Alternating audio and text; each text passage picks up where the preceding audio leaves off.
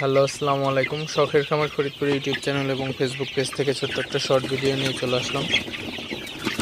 তো আজকে আমার সোনালী সুপার হাইব্রিড মুরগির বয়স 42 দিন। তো 42তম দিন রাতের আপডেট আপনাদের সাথে শেয়ার করব।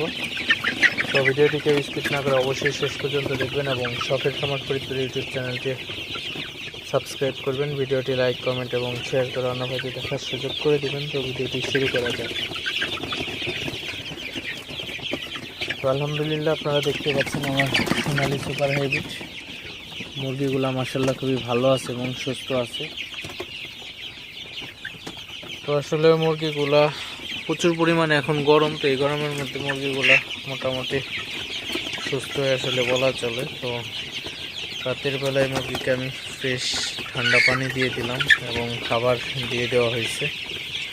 তো মুরগিগুলাকে একটু তাড়াই দিছি রাতের বেলায়, আসলে যাতে সব মুরগিগুলা খাবার খেতে পারে এবং ফ্রেশ পানি খেতে পারে। তো অনেক সময় দেখা যায় আসলে খাবার এবং ফিড এবং পানি দেওয়ার পরেও কিন্তু অনেক সময় দেখা যায় মুরগি খায় না, অর্থাৎ মুরগিগুলা যেগুলো বসে থাকে ওইগুলো কিন্তু আপনার না তাড়াইলে উঠে খায় না।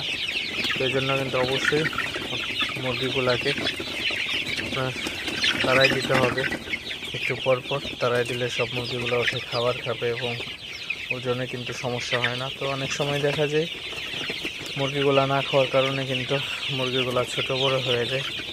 তো এই ক্যাট হওয়ার কারণ কিন্তু আপনার তাড়ানোর জন্য।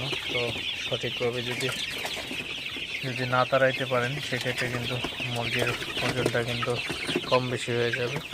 তো এই জিনিসগুলো অবশ্যই খেয়াল রাখবেন এবং মাঝে মধ্যে মুরগিকে তাড়াবেন, তাহলে কিন্তু ওজন ঠিকঠাক মতো আসবে এবং মুরগিগুলোও ভালো থাকবে, সুস্থ থাকবে।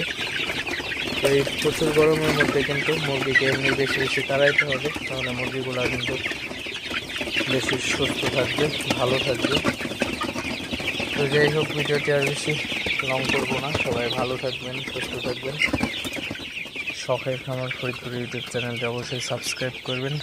ভিডিওটি লাইক, কমেন্ট এবং শেয়ার করে অন্য ভাইদের দেখার সুযোগ করে দিবেন।